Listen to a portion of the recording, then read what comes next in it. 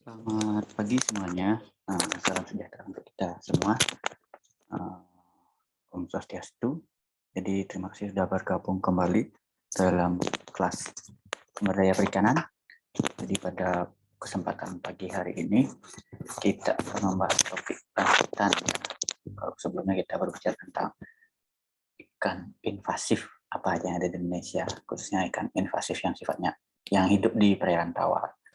Nah, kalau pada pagi hari ini kita akan sedikit berbeda topiknya dengan yang minggu lalu. Pada hari ini kita akan bicara tentang ikan native dan endemic species yang ada di Indonesia, khususnya yang bernilai ekonomis. Jadi paling nggak teman-teman ketika mengikuti kuliah ini atau setelah mengikuti kuliah ini, jadi tahu bahwa Indonesia tuh punya ikan native dan endemic yang dia memiliki nilai ekonomis tinggi, tapi keberadaannya mulai terancam saat ini.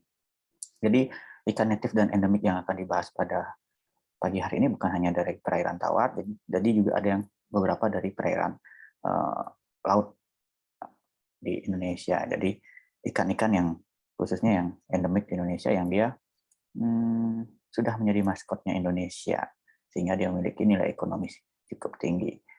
Oke, jadi pada perkuliahan ini ada beberapa hal yang dibahas, yaitu pertama kita akan membahas secara umum dulu apa sih ikan native dan ikan endemik tersebut. Kenapa ikan native dan ikan endemik itu cenderung cepat statusnya menjadi endangered species atau spesies yang bisa terancam punah atau keberadaannya mulai langka di perairan aslinya. Nah, kita akan coba bahas itu, kemudian baru kita akan menuju ke contoh-contoh ikan endemik dan native spesies di Indonesia. Baik itu yang bernilai ekonomis karena dia memiliki nilai eksotisnya, jadi eksotis itu bukan untuk dikonsumsi, tapi karena dia memiliki nilai daya tarik dari tampilan tubuhnya. Kemudian juga ada native dan endemic species yang dia menilai ekonomis karena dia memiliki nilai dari ketika dia dikonsumsi. Oke, jadi kita juga punya bukan hanya ikan-ikan seperti nila dan lele saja yang bernilai ekonomis, tapi dia ternyata bukan endemik atau native species, tapi ternyata kita di Indonesia punya ikan native dan endemik yang juga bernilai ekonomis dari uh, golongan ikan konsumsi. Tapi kenapa dia kalah bersaing nanti kita akan jelaskan. Oke, yang pertama, jadi kalau minggu lalu kita berbicara apa sih dimaksud dengan invasive species, alien species, kemudian introduction species, nah, itu dari minggu lalu ya. Jadi kalau pertemuan pagi ini kita coba bicara apa sih native species dan apa sih endemic species. Jadi yang pertama ikan endemik. Nah, ikan endemik adalah kalau dari pengertiannya lah spesies endemik adalah organisme yang memiliki kemampuan adaptasi rendah sehingga secara geografis penyebarannya terbatas di suatu wilayah dan rentan terhadap kepunahan. Ini menurut Green dan Ostling tahun 2003. Jadi biasanya ikan endemik itu hanya terdapat di suatu perairan tertentu dan di daerah tersebut. Dan dia tidak punya persebaran lain, hanya terbatas saja. Bisa di pulau itu saja, atau mungkin hanya bisa di perairan danau itu saja, atau perairan sungai itu saja, atau di pulau itu saja. Jarang dia sampai tersebar luas, misalnya di Pulau Jawa ada, di Pulau Bali ada, itu jarang. Tapi biasanya hanya misalnya di Pulau Bali saja, atau di Kalimantan saja, atau di Papua saja. Karena dia secara geografis itu ada namanya isolasi geografis yang menyebabkan dia tidak bisa tersebar secara luas. Nanti dijelaskan ya. Kemudian spesies asli, native species, atau yang sering disebut juga indigenous spesies. Jadi adalah spesies yang menjadi penduduk satu wilayah atau ekosistem secara alami tanpa campur tangan manusia. Nah, ini secara alami. Secara alami seperti apa? Berbeda dengan native, bukan berbeda dengan introduction species atau invasive species kemarin. Kalau introduction species kan dia dimasukkan karena diintroduksi oleh manusia untuk misalnya pertama mengatasi suatu permasalahan. Yang kedua harus dimasukkan sengaja untuk budidaya misalnya. Nah, kalau native spesiesnya lah, dia spesies-spesies asli yang di tempat tersebut. Yang terjadi karena dia berpindahnya bukan karena campur tangan manusia. Bisa terjadi karena pertama pola migrasi ikan tersebut. Jadi dia bisa ditemukan misalnya di hmm, di perairan danau A, kemudian danau B. Kemudian di sungai A, sungai B. Nah, dia bisa terjadi ditemukan di perairan yang berbeda dengan endemic species tadi. Misalnya hanya apa ya? hanya secara spesifik ditemukan di danau A, danau Brata misalnya, kemudian danau tertentu, atau di sungai tertentu. Nah, kenapa bisa berbeda tersebut? Nah, itu yang menarik nanti dijelaskan.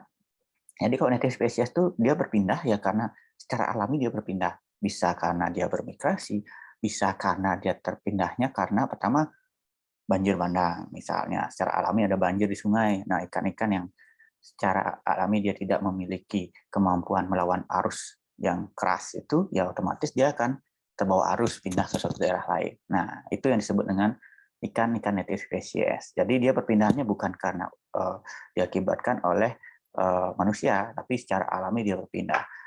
Beda kalau seperti kemarin native species yang berpindah, bukan native species, sorry, introduction species yang berpindah, contohnya dia pindah karena ulah manusia, dipindahkan, dimasukkan secara sengaja.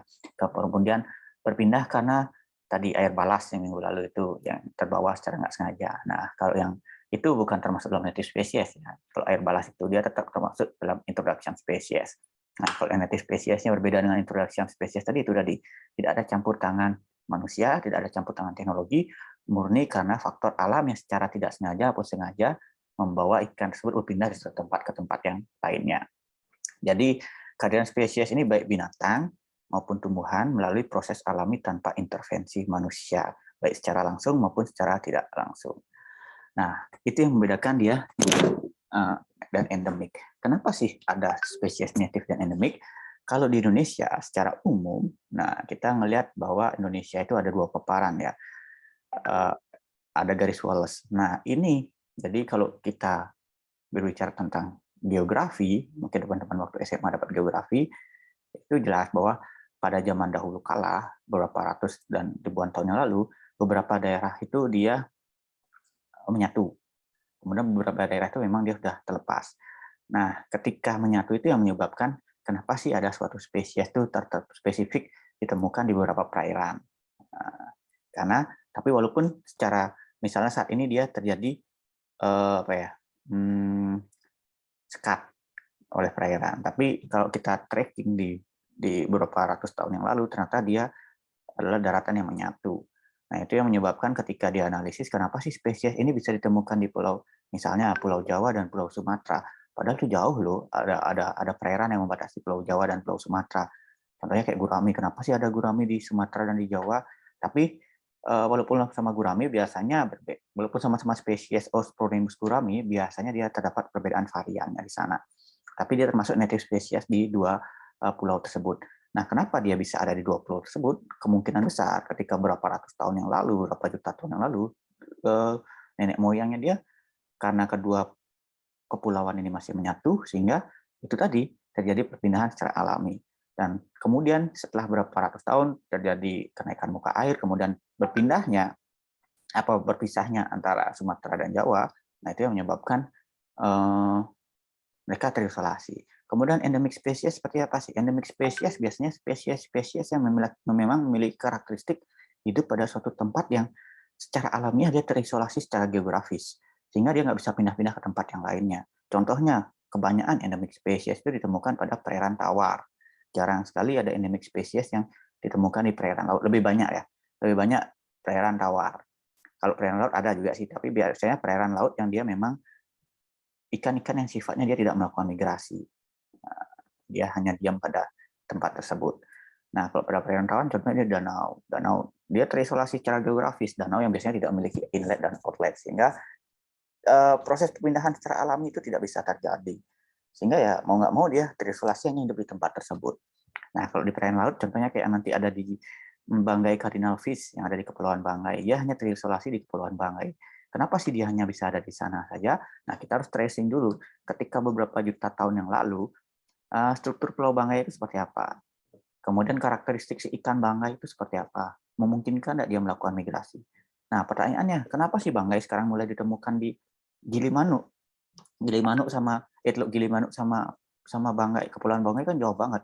Apakah si Banggai Banggai Cardinal Fish yang ada di Kepulauan Banggai ini berpindah ke Gilimanuk secara berenang atau migrasi? Nah, itu nanti kita akan bahas. Itu jadi secara umum native species dan endemic species ini terjadi karena ada faktor geografis atau yang mempengaruhi lingkungan tempat hidup mereka, sehingga itu menjadi isolasi geografis sendiri yang menyebabkan mereka tidak persebaran tidak menjadi jauh sekali. Nah, kalau kita bilang kita kaitkan dengan ilmu geografi, jadi ada garis walas dan ini tadi garis walas tadi, sehingga bisa kelihatan kenapa sih ada perbedaan jenis komposisi spesies hewan dan tumbuhan yang ada di perairan timur Indonesia dan perairan barat Indonesia karena garis walas itu. Saya tidak menjelaskan secara detail ya.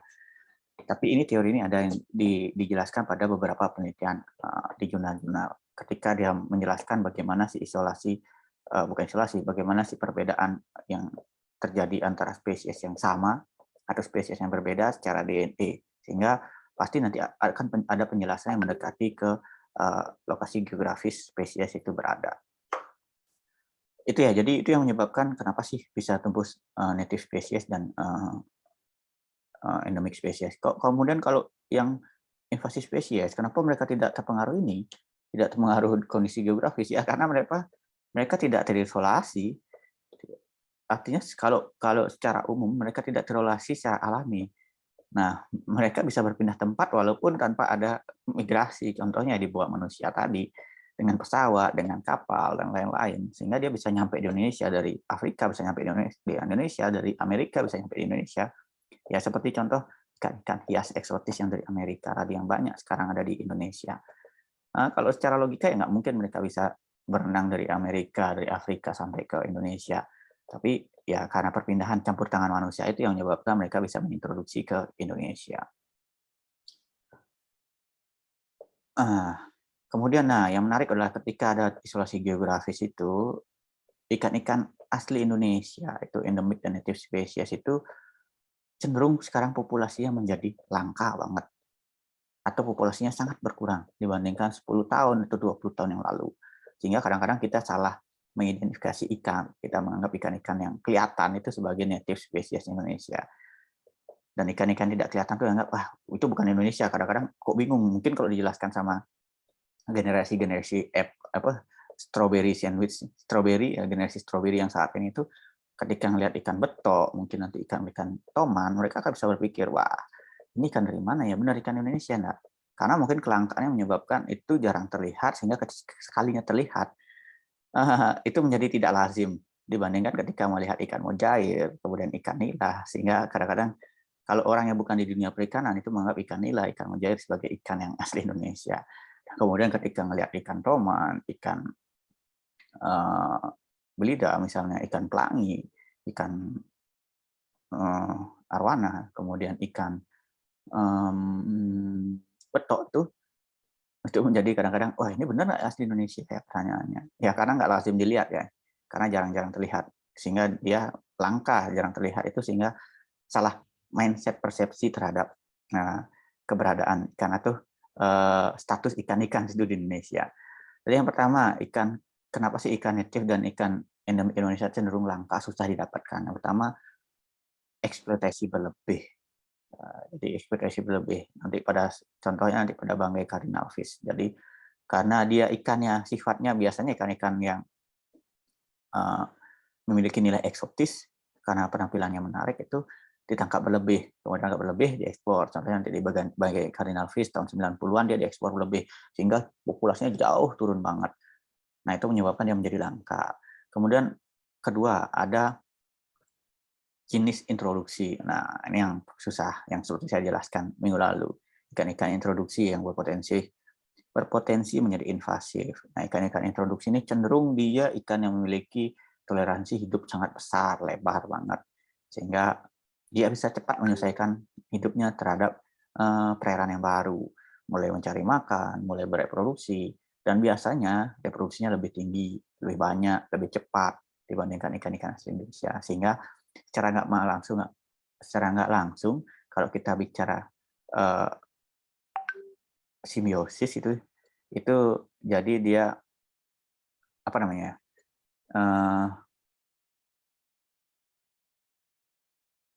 kompetitor. Nah, dia menjadi kompetitor yang kurang menguntungkan bagi spesies native sehingga mendesak populasi ikan aslinya Indonesia. Kemudian yang ketiga, perubahan modifikasi sistem badan air. Nah, ini yang menarik. Ketika kita membandingkan Indonesia dengan negara-negara maju yang ada di luar Indonesia. Contohnya, yang ada perairan, di mana perairan ada salmon. Nah, ketika ada salmon itu dia sifatnya melakukan merayap dari laut menuju ke perairan tawar untuk dia bereproduksi. Nah, dia akan kembali di mana dia di tempat dia ditetaskan dulu aslinya untuk bisa melakukan reproduksinya. Nah, itu pasti dia akan melewati sungai-sungai, baik sungai kecil atau sungai besar.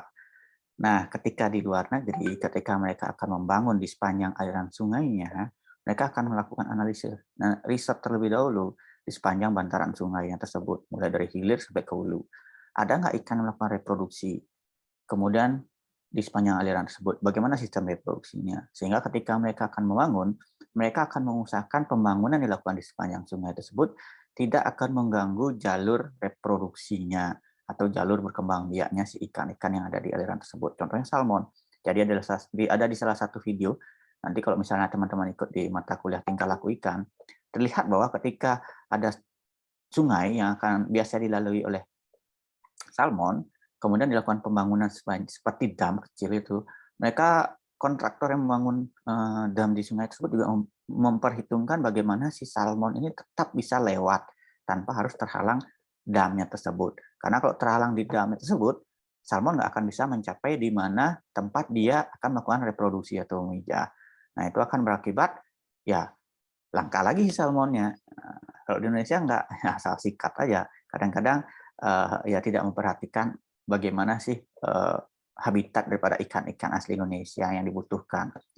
Nah, perubahan modifikasi sistem badan air ini tentu akan sangat mengganggu bagaimana siklus reproduksi ikan, siklus ikan di mana tempat mencari makan. Kalau itu terganggu oleh perubahan pembangunan tersebut, sehingga mempengaruhi bisa arusnya menjadi lebih kencang, padahal ikan-ikan di sana butuh arus yang tenang, misalnya ikan-ikan asli native atau endemik sana. Kemudian karena ada pembangunan itu mengakibatkan sistem badan airnya berubah, arusnya menjadi lebih kencang, sudah bablas ikannya semua, udah nggak ada di sana. Kemudian fragmentasi habitat. Nah, ini fragmentasi habitat itu contohnya dia pendangkalan. Nah, pendangkalan yang akan berakibat kepada habitat si ikan tersebut yang menjadi native dan endemic species. Kemudian yang kelima, pemukiman dan bangunan komersil. Nah, ini juga jadi kadang-kadang yang menjadi musuhnya ikan juga manusia juga ya, ketika semua dibangunin saja atau di bantaran sungainya dibangun, sehingga ya mau nggak mau hilang sudah. Kemudian perubahan fisik kimiawi perairan. Nah, tadi hubungannya ini terhadap pemukiman dan pembangunan komersial. Mau tidak mau, suka tidak suka, ketika manusia membangun, walaupun sudah diusahakan seminimal mungkin tidak mencemari, tapi pasti ada dampak yang terjadi terhadap lingkungan. Nah, itu akan berakibat kepada fisika, kimia, biologis perairan, sungai, danau itu sendiri. Nah, biasanya ikan-ikan native dan endemik ini toleransinya tidak terlalu besar terhadap pencemaran, sehingga ya tidak akan mampu bertahan, dia tidak akan melakukan migrasi terlalu jauh, ya akibatnya apa? Akibatnya ya punah sedikit demi sedikit, karena tadi desaan. Pertama, desaan ekologinya nggak ada, kemudian desakan dari kualitas airnya juga mengganggu mereka, ya akhirnya mau nggak mau populasinya menurun terus. Kemudian penurunan ketersediaan pakan alami. Nah, ini jadi kalau teman-teman belajar tentang plankton, plankton adalah organisme yang melayang-layang. Dia tidak memiliki alat gerak, sehingga dia pasif. Dia hanya bergerak mengikuti arus. Tapi pada perairan-perairan tertentu yang tidak ada arus, contohnya danau, nah ketika terjadi pencemaran, otomatis plankton ini sifatnya dia bertahan hidup atau mati. Dia akan terlebih dahulu mati atau hidup dibandingkan organisme lainnya. Karena toleransinya beberapa jenis plankton, toleransinya sempit sekali. Efeknya apa? Efeknya ketika terjadi pencemaran tadi, yang pertama pasti adalah plankton yang akan terkena efeknya. Sehingga nanti akan ada ketidakseimbangan daripada keanekaragaman plankton yang ada di sana, baik fito maupun suhu. Biasanya ketika ada pencemaran, mulai ada salah satu jenis yang mendominasi. Kenapa bisa mendominasi? Ya karena dia memiliki toleransi hidup yang cukup tinggi. Nah, ini biasanya dominasi oleh jenis-jenis plankton yang kurang menguntungkan bagi si ikannya. Nah, efeknya apa? Efek dominonya tadi, pakan alami buat si ikan native dan endemik itu susah. Dan mereka mulai udah tadi ekologinya hilang, kualitas airnya menurun, makanannya ada ya udah nggak ada pilihan hidup lah. Kemudian yang keempat, penyakit dan parasit ikan. Nah, ini yang cukup menarik. Kenapa? Karena perubahan tadi secara alami, perubahan tadi yang diakibatkan pencemaran dan lain itu tentu akan berakibat menimbulkan potensi penyakit dan parasit baru. Kemudian yang tidak kalah pentingnya yaitu adalah jenis ikan introduksi ketika dia dimasukkan tanpa proses karantina untuk menjamin bahwa ikan yang akan diintroduksi itu bebas penyakit. Nah, kadang-kadang kita asal nebar. Kalau nggak percaya, contoh saja ikan-ikan penghobi-penghobi ikan. Penghobi-penghobi ikan tuh nggak akan sembarangan dia masukkan ikan ke dalam ekosistem kolam, akuariumnya. Kenapa? Karena potensi ikan baru itu pasti akan membawa penyakit. Nah, ketika membawa penyakit, ikan baru membawa penyakit, biasa yang jadi musibah itu bukan buat ikan barunya, tapi ikan lama yang ada di kolam tersebut. Karena cenderung ikan barunya itu sudah adaptasi terhadap, sudah punya kekebalan tubuh terhadap penyakit yang dia bawa dari asalnya. Nah, ikan-ikan yang lama yang ada di kolam ini, itu yang biasanya yang belum memiliki sistem kekebalan tubuh yang cukup untuk mengatasi penyakit tersebut. Akhirnya apa? Akhirnya tewaslah mereka semua. Itu sering terjadi di koi, sering terjadi di akuarium dan lain-lain. Sehingga biasanya ikan penghobi ikan hias itu sangat hati-hati ketika memasukkan memasukkan ikan baru ke dalam kolam, akuarium atau media tempat dia memelihara ikannya. Karena bisa mengakibatkan orang Bali bilang itu gerubuk itu kematian massal ikan. Nah, itu juga potensi ketika kita mengintroduksi ikan ke perairan alami kita, danau, sungai, dan lain-lain. Nah, itu ketika tanpa proses karantina dan kita tidak menjamin bahwa dia bebas penyakit, bisa saja dia membawa peluang penyakit dari tempat asalnya, dan ketika dia masuk ke perairan tersebut, dia akan menyebarkan penyakit tersebut. Efeknya apa? Efeknya ikan-ikan kita yang biasanya akan kalah. Kemudian terakhir perubahan iklim. Nah, perubahan iklim ini secara tidak langsung juga mempengaruhi bagaimana faktor kelangkaan ikan endemik dan native spesies Indonesia. Oke. Nah, ketika kita bilang langka, bagaimana sih kita mengklasifikasikan ikan-ikan itu menjadi langka atau cenderung akan terancam punah ya, langka dulu kemudian terancam punah. Jadi ada secara garis besar ada 5. Yang pertama, kalau misalnya itu adalah ikan-ikan yang sering ditangkap. Ikan-ikan yang sering ditangkap, baik dia memiliki nilai ekonomis karena dia bisa dikonsumsi atau nilai eksotisnya tadi. Yang pertama, kita bisa lihat dari indikator hasil tangkapan. Kalau dia sering tangkap oleh nelayan. Ketika nilainya terus menurun, bahkan jeblok tiba-tiba, tanpa ada alasan yang kuat, ditangkap dicari di tempat seluruh daerah di tempat tersebut, dia tetap susah. Nah, itu bisa indikator bahwa populasinya sudah sangat rendah sekali, sehingga untuk ditangkap pun susah. Kemudian yang kedua, setelah dicoba ditangkap, dia hanya bisa ditangkap di daerah-daerah tertentu. Padahal sebelumnya dia bisa ditangkap misalnya di danau. Seluruh daerah perairan di danau tersebut dulu kita sering gampang nangkap. Jumlahnya oke lah.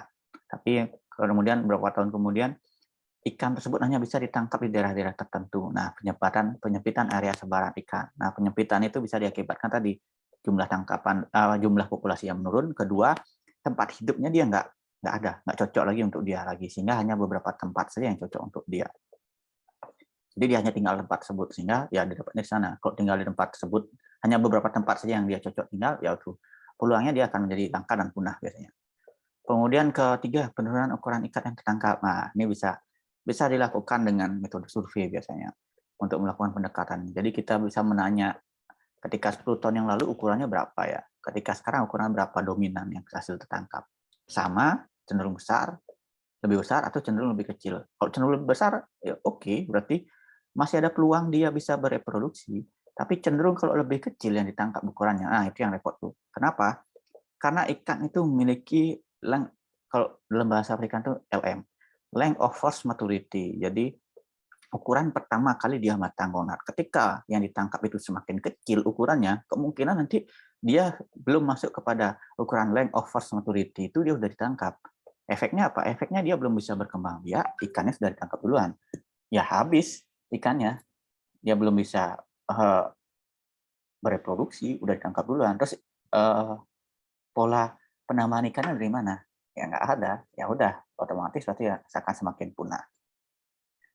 Nah, itu tadi ukuran ikan yang pertama matang gonat mengecil. Ini Kalau udah semakin kecil tuh semakin repot dah. Bisa-bisa nggak ada lagi ntar yang matang gonat yang tertangkap. Kalau udah matang gonat yang nggak tertangkap ya udah. Berarti semua ikan kecil semua. Kalau itu udah habis ya udah nggak ada lagi berarti. Iya, karena dia belum sempat mijah udah ditangkapin semua. Kemudian terakhir fekunditas rendah. Fekunditas itu hubungannya terhadap jumlah telur biasanya. Nah, jumlah telur ini pada ikan-ikan Indonesia memang jumlah telurnya cenderung lebih sedikit. Nah, udah lebih sedikit, udah fekunditasnya rendah, kemudian netasnya lebih sedikit juga. Udah jumlah telurnya sedikit, netasnya sedikit, kualitasnya bisa bertahan juga sedikit. Ya udah, itu yang mengakibatkan ikan-ikan terancam punah.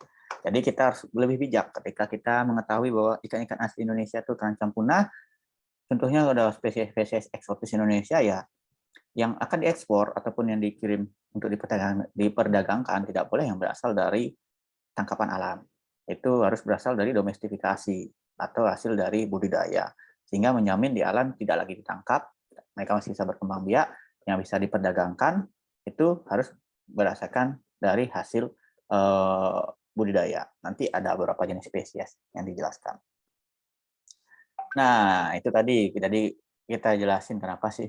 Tadi udah dijelaskan apa itu pengertian native, endemik, kemudian kenapa bisa ada native, endemik, kemudian kenapa native dan endemik itu bisa cenderung langka, dan bagaimana kita mengkriteriakan spesies-spesies tersebut tergolong yang terancam punah. Nah, sekarang kita akan coba masuk ke dalam apa saja sih jenis ikan-ikan native dan endemik Indonesia. Jadi yang saya mulai, yang pertama lah dari maskotnya ikan hias nasional Indonesia. Jadi ikan hias, Kementerian Kelautan dan Perikanan itu sudah menetapkan ikan hias nasional Indonesia menjadi maskotnya, atau maskot ikan hias nasional. Yang pertama lah ikan arwana, dan kemudian yang kedua adalah banggai cardinal fish untuk ikan air lautnya. Kalau arwananya ikan air tawarnya. Jadi yang pertama adalah ikan arwana. Ikan arwana itu ada dua jenis ya di Indonesia. Yang ada terdapat di Kepulauan Kalimantan, kemudian ada juga terdapat di Kepulauan Papua. Nah, kedua ini memiliki nilai ekonomis. Yang sering terkenal kalau kita lihat adalah arwana Kalimantan, satu Scelerophagus formosus. Jadi dulu sebelum namanya formosus di belakangnya, nama spesiesnya dia dulu namanya formosum. Tapi ternyata terjadi perbaikan proses identifikasi sehingga formosum itu berbeda dengan formosus. Sehingga yang di Kalimantan dia jadi namanya Scelerophagus formosus. Jadi ikan arwana ini adalah ikan arwana habitat asli Kalimantan. Jadi ditemukan di perairan Kalimantan, baik di Kalimantan yang di Indonesia ataupun Kalimantan yang ada di Malaysia dan di Brunei. Jadi Kalimantan itu ada 3 negara ya. Ada 3 negara yang terdapat di Pulau Kalimantan, Indonesia, Brunei, dan Malaysia. Jadi di 3 negara tersebut arwana ini ditemukan di perairan air tawar yang di sungainya. Nah, secara umum dia ada 4 varian arwana ini. Yang pertama super red, golden red, silver, dan green. Nah, berbeda dengan arwana Brasil yang banyak kita temui. Arwana Brasil juga silver warnanya, tapi berbeda dia. Nah, kalau yang sering kalian temui di pasar-pasar ikan tuh dia berhasil karena lebih mudah dibudidayakan ya. Arwana ini atau formosus ini termasuk dalam endangered species atau spesies yang terancam punah di habitat aslinya. Sehingga dia dari hasil diskusi di CITES, dia termasuk dalam appendix 1 CITES, yaitu CITES itu adalah Convention of International Trade in Endangered Species of Wild Fauna and Flora. Jadi CITES itu adalah konvensi yang internasional yang bertanggung jawab terhadap perdagangan ikan-ikan yang termasuk tergolong dalam endangered species, baik itu flora atau fauna. Nah, si arwana ini termasuk dalam appendix 1. Appendix 1 artinya ketika dia akan diperdagangkan, dia tidak boleh ikan yang diperdagangkan atau ikan arwana Kalimantan yang diperdagangkan ini dari semua 4 varian ini tidak boleh yang merupakan hasil tangkapan dari alam. No, tidak boleh. Itu tujuannya tadi, yaitu untuk menjamin bahwa di alam tetap masih ada stoknya. Kenapa? Karena untuk restocking jenis ini ke alam sangat jarang dilakukan karena harganya mahal tadi. Jadi sangat jarang orang itu jarang kemudian restocking di alam, jarang sekali. Sehingga hanya banyak berharap dari hasil pola reproduksinya secara alami yang ada di alam. Nah, untuk itu CITES boleh memperdagangkan berdasarkan dari CITES boleh memperdagangkan spesies ini apabila ikan yang diperdagangkan atau ikan arwana yang diperdagangkan ini berasal dari hasil budidaya atau domestifikasi. Nah, kalau dari hasil budidaya itu boleh, tapi kalau ketahuan dari alam itu langsung blacklist. Nah, biasanya ikan-ikan arwana ini memiliki certification, jadi punya sertifikat ya, sertifikat yang menunjukkan bahwa ikan yang bertanggal, misalnya contohnya ikan ini yang di foto ini, dia akan ada sertifikatnya, pendampingnya. Kalau di anjing misalnya stabum ya, jadi dalam sertifikat itu akan terisi nomor registrasinya. Jadi biasanya arwana seperti ini ada chipnya, dia ditanam di chipnya sehingga di detektor lihat di sertifikatnya apakah registrasi yang chip yang tertanam di badan arwana ini sama dengan yang nomor registrasi yang terdapat di dalam sertifikatnya tersebut. Nah, dalam nomor sertifikat itu akan tertera ini arwana dari mana, kemudian yang membudidayakan PT apa atau perusahaan apa, kemudian umurnya berapa. Biasanya seperti itu. Sehingga ketika akan diekspor, itu jelas untuk kesehatan ekspornya dia memerlukan data-data identitas daripada si arwana yang akan diekspor ini. Kemudian, nah ini arwana Irian, jadi beda lagi. Tadi kalau ada, saya jelaskan di awal, arwana itu ada 2 jenis ya. Ada yang dari Irian, ada yang dari Kalimantan, dan ada dari Irian. Nah tadi yang pertama adalah arwana Kalimantan, Formosus. Kemudian yang ini adalah Jardini. Kalau bahasanya ada dagang ikan bilang Jardini. Jarang banget dagang ikan tuh apa nama ilmiahnya semua. Atau Sclerophagus Jardini. Jadi warna dasarnya silver dengan bintik-bintik kekuningan di keemasan pada bagian tengah-tengah sisiknya. Nah ini kayak gini-gini kelihatan nih. Oh tuh ada keemasan. Kemudian di pipinya dapat bintik-bintik kekuningan juga, berbeda dengan si arwana Brasil silver misalnya. Nah ini tadi kalau persebarannya di Papua dan Australia. Nah kita melihat lagi tadi kenapa sih bisa ini ditemukan di Australia? Kita telusuri lagi rekam jejak dari geografisnya Australia dan Papua dulu. Kemungkinan besar Australia dan Papua itu ada yang menghubungkan, daratannya terhubung, sehingga persebarannya ada di 2 daerah tersebut. Kenapa nggak terhubung dengan Kalimantan? Mungkin secara geografis memang tidak terhubung dari dulu Kalimantan dan Papua, sehingga berbeda dia jenis arwananya. Dia hidup di perairan yang arusnya tidak terlalu deras, jadi pada pinggir sungai. Nah, biasanya kalau dia udah mau memijah, dia memerlukan di rawa-rawa, tidak di rawa-rawa.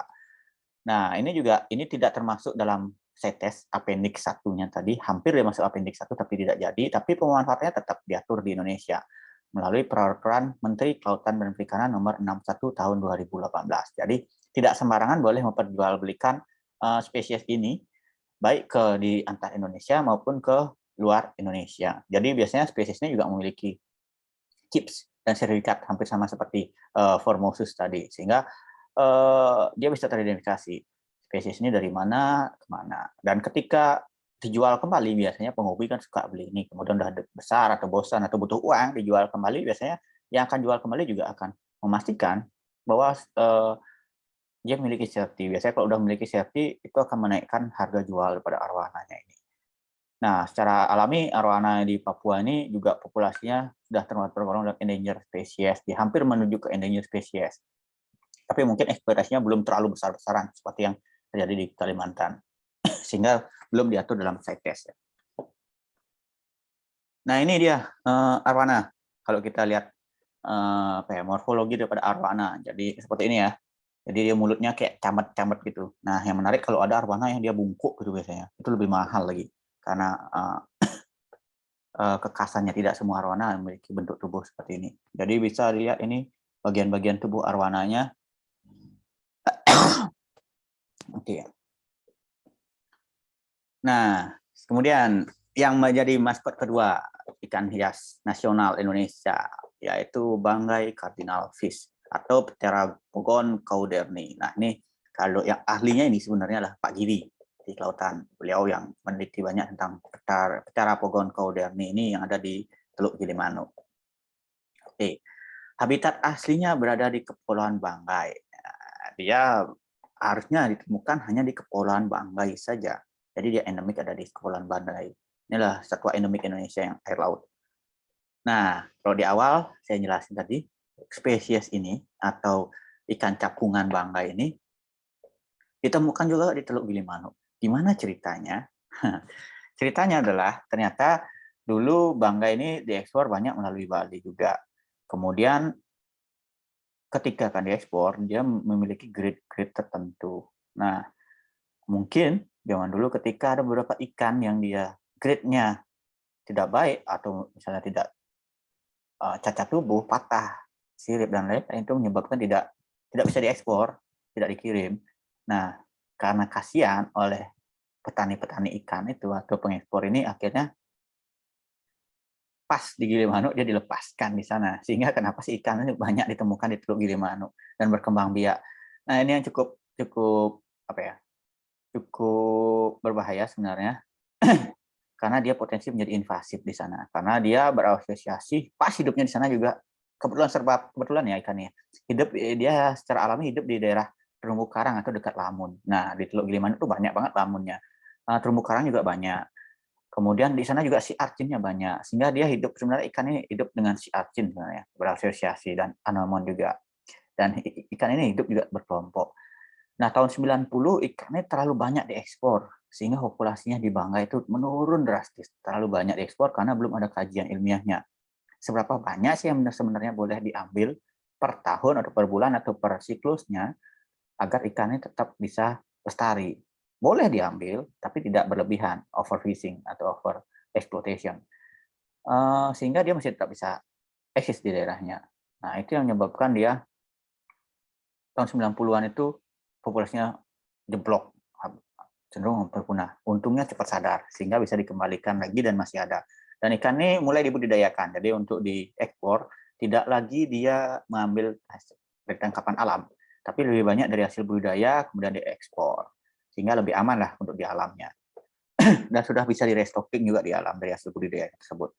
Nah, yang menarik dalam ikan Banggai cardinal fish ini, isu dan tantangannya, kalau kita lihat dari hasil kajiannya KKP sih ambil ini.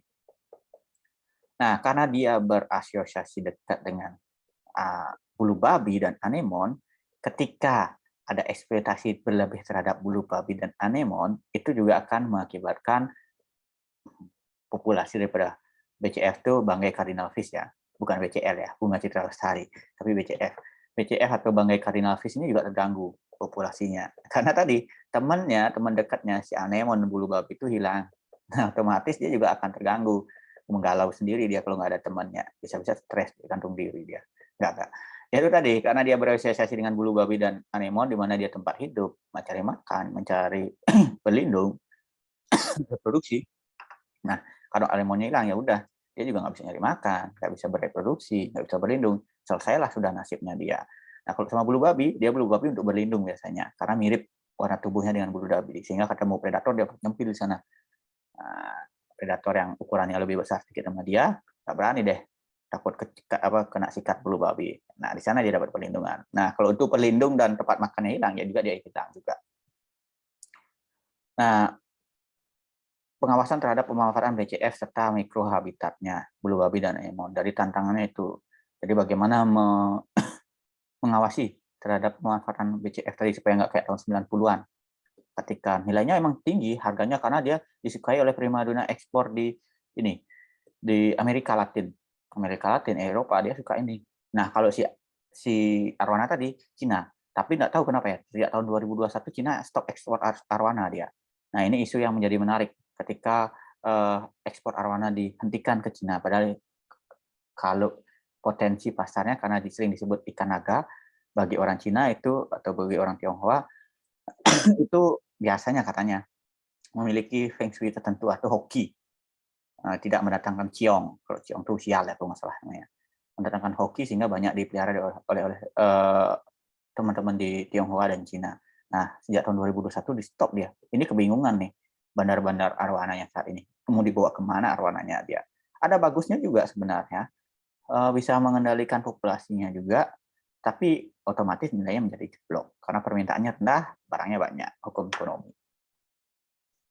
Kemudian isu dan tantangan si Cepungan Banggai itu juga tadi kerusakan habitat ikan Cepungan Banggai. Nah, itu juga menjadi salah satu tantangannya untuk bagaimana mengelolanya secara alami di perairan Kepulauan Banggainya. Sehingga dia jangan sampai di Banggai, Kepulauan Banggai dia nggak ada, di Gilimanuk dia ada. Nggak lucu tuh, ikan endemik dengan nama banggai cardinal fish ditemukan hanya sekarang di Kepulauan Gilimanuk, Teluk Gilimanuk. Nggak lucu tuh, di banggai udah nggak ada.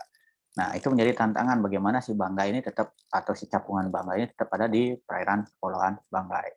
Kan sudah ada tahu di mana Kepulauan Banggai itu kan? Kepulauan Banggai itu ada di Sulawesi ya. Nah ini, jadi ternyata ini kalau kita lihat ekspor ikan hias Indonesia, jadi ikan-ikan native species dan endemic species ini memiliki nilai yang cukup tinggi ya, ekonomi cukup tinggi. Contohnya arwana merah. Nah ini Tiongkok semua nilainya USD loh ini. Jadi USD itu $3 juta. $3 juta kalau dirupiahkan berapa nol di belakang tuh. Jardini juga walaupun dia tidak tidak sefenomenal arwana super red atau golden red, dia masih punya nilai. Tetap teman-teman yang Tionghoa atau Cina, Tiongkok, Malaysia, Singapura yang masih memiliki potensi pasar yang cukup tinggi. Nah ini yang jadi kebingungan pengusaha arwana. Kalau Tiongkok ini sampai stop total ekspor ikan arwana kita. Kemudian botia. Nah botia ini ikan tawar Indonesia, botia makakan. Saya lupa jelaskan di sini. Tapi dia bukan merupakan maskot, cuma dia juga penyumbang devisa kita. Nah, dia banyak dikirim ke Amerika Serikat, Jepang, Belanda. Jadi berbeda ya karakteristik penyuka ikan hias itu. Setiap negara dia punya karakteristik sendiri-sendiri. Kemudian ikan banggai cardinal fish mungkin belum masuk nilainya di sini, tapi itu merupakan salah satu yang diekspor juga ke Eropa dan Amerika. Ini jadi pemasaran banggai cardinal fish di Indonesia, di Sulawesi Tengah dan Sulawesi Tenggara, di mana Kepulauan Banggai itu berpapasan. Jadi jumlahnya menurun ya setelah tahun 2018, 2019, 2020 turun banget, mungkin efek daripada corona ya, saya kurang tahu juga, sehingga pemasarannya menjadi turun. Tapi kalau kita lihat secara umum general ikan hias itu, industri ikan hias itu lagi jaya-jayanya waktu tahun 2020 waktu corona. Industri lain turun semua angkanya.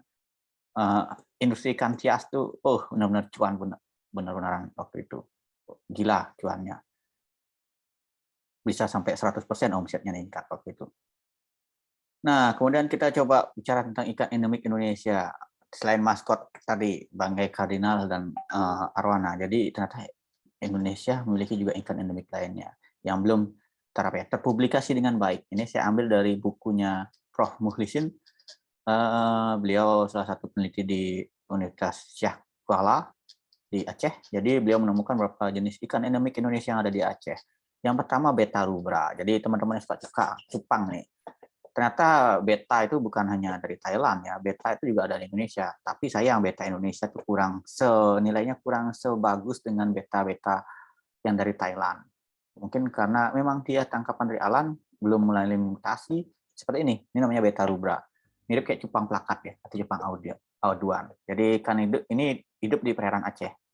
Habitat di rawa-rawa air keruh, jadi banyak di air keruh, dia termasuk endangered species. Tapi sekarang mulai naik dia, banyak yang nyari ini untuk dipelihara. Mungkin untuk disilangkan, untuk bisa mendapatkan varian baru daripada beta yang lainnya. Mungkin plakat jenis baru nanti didapatkan, atau plakat varian baru dari silangan beta ini. Atau mungkin orang-orang yang suka cupang aduan, mungkin mendapatkan inspirasi bahwa beta yang ada di alam ini lebih kuat, sehingga coba silangkan untuk mendapatkan varian baru yang lebih kuat, instingnya lebih tajam ketika dia tarung. Karena cupang kan pertama dinilai dari kontes eksotisnya, kemudian ada juga yang cupang yang jadi cupang aduan, taruhan aduan kayak tajan itu. Kemudian ikan endemik Indonesia lainnya dari grup Rasbora. Nah, ini salah satu ikan endemik yang cukup banyak di Indonesia. Dari grup Rasbora yang menyumbangkan banyak endemik Indonesia. Jadi secara garis besar Rasbora itu banyak banget jenisnya, tersebar di seluruh Indonesia, di Kepulauan Indonesia. Tapi yang baru berhasil terpublish, declare sebagai endemik, yaitu ada 6 spesies. 5 ada di Aceh dan 1 ada di Bali. Kalau di Aceh namanya Rasbora arundinata, Clutensis, Nodolosa, Truncantiat, dan Tawarensis. Yang menarik di Tawarensis karena dia ditemukan di salah satu danau di Aceh. Kemudian yang di Bali namanya Rasbora baliensis. Nah, ini menarik karena dia banyak dulu ditemukan di perairan di Danau Beratang. Ini fotonya. Jadi ini yang pertama. Jadi kalau di Aceh tadi ada 5 spesies ya. Tapi kalau nama apa ya? common name-nya atau lokal name-nya dia tuh semua disebut ikan seluah, ikan bileh. Mungkin kalau kita ngelihat secara tidak sadar itu mirip semua ya, dia memiliki linea lateralis, warna linea lateralisnya hitam, kekuningan, tapi ternyata dia berbeda, walaupun sama-sama dia mirip, sehingga diklasifikasikan berbeda. Ini yang terbaru, yaitu Muklisin tahun 2000, bukan ini, yang ditemukan oleh Muklisin di ikan depik, Prof. Muklisin tawarensis, kemudian ini ditemukan oleh Ilman Tobing. Nah, yang ini, Rasbora baliensis mirip. Secara umum, ikan grup Rasbora ini semua tampilannya mirip ini. Warnanya coklat keemasan, kemudian memiliki warna linea lateralis hitam, agak kecoklatan di bagian linea lateralisnya. Perbedaannya misalnya bentuk tubuhnya, biasanya satu agak panjang, atau agak buntet. Kalau yang ikan Rasbora baliensis, dia bentuk tubuhnya cenderung agak buntet dia. Buntet itu gimana ya? Agak lebar. Kemudian gemukan, kelihatan gemukan dibandingkan 5 spesies ini. Cuma Rasbora baliensis ini sayangnya sudah punah, sudah tidak ada lagi di Bali saat itu, diakibatkan oleh sebelum saya lahir juga sudah punah itu jadinya. Jadi diakibatkan mungkin karena ya proses alamiah yang terjadi di Danau Beratan yang mengakibatkan dia hilang di sana. Nah, selain ikan hias, Indonesia juga punya ikan konsumsi native species asli Indonesia. Jadi kalau kita kenal ikan konsumsi di Indonesia yang secara umum di pasar itu nila, mujair, ikan mas, lele. Nah, itu bukan ikan asli Indonesia. Ikan-ikan konsumsi asli Indonesia, ikan-ikan asli Indonesia yang bisa dikonsumsi ya ini sebenarnya. Tambahan lagi satu, lupa kemasukan saya. Ospronemus gurami. Itu salah satu ikan native species Indonesia. Ada ikan nilem, ikan tambakan, tengada, toman, tawas, brek, tapah, papuyu. Papuyu itu betok ya, anabas testudus. Nah, kenapa ikan-ikan ini menjadi tidak familiar di pasar? Tidak familiar di menu-menu makanan tradisional Indonesia, atau makanan bukan tradisional, makanan-makanan yang ditawarkan di jalan-jalan, ikan-ikan goreng, ikan-ikan bakar. Yang pertama, ikan-ikan ini cenderung dia pola reproduksinya rendah. Kemudian dia juga susah didapatkan sekarang. Brandingnya juga belum terbentuk. Nah, itu yang menjadi tantangan kenapa ikan-ikan ini tidak familiar ada di pasar kita, ada di meja-meja rumah makan kita, tapi sekalinya ada, harganya lumayan. Contohnya kayak toman itu tadi, toman tuh enak katanya. Terus terang saya bukan pemakan ikan ya, walaupun saya dosen perikanan, orang perikanan, punya bisnis perikanan, saya nggak makan ikan, jadi saya nggak bisa makan ikan, jadi saya nggak bisa menceritakan rasanya ikan ini masing-masing, karena saya memang nggak makan ikan dari kecil. Nah, kalau berdasarkan dari saya hanya tanya dari teman-teman aja yang pernah makan ikan-ikan ini. Ikan-ikan ini enak semua. Dibandingkan ikan mujair, ikan nila katanya lebih enak ini dibandingkan ikan lele. Cuma ya itu tadi, tantangannya ketika akan dikonsumsi, ini harus didomestifikasi dulu. Karena selama ini belum ada yang 100% bisa berhasil membudidayakan ikan-ikan ini secara masif. Nah, tantangan buat kita, silakan buat teman-teman, untuk mendomestifikasi ikan ini. Paling enggak bisa sama satu yang tadi Rasbora tadi, wadar tadi. Nah, wadar itu udah bisa didomestifikasi, cuma masih belum optimal untuk proses budidaya, untuk menghasilkan jumlah yang banyak. Nah, itu yang menjadi tantangannya. Oke, mungkin itu yang bisa saya sampaikan pada pertemuan kali ini. Semoga apa yang saya sampaikan pada pagi sampai siang hari ini bisa bermanfaat untuk teman-teman semua. Terima kasih sudah join dalam kelas ini. Selanjutnya, silakan teman-teman kalau ada yang ingin memiliki pertanyaan atau hal-hal yang didiskusikan, silakan kita coba diskusi bareng-bareng ya. Ini hal yang menarik ketika bicara tentang ikan asli Indonesia. Terima kasih semuanya.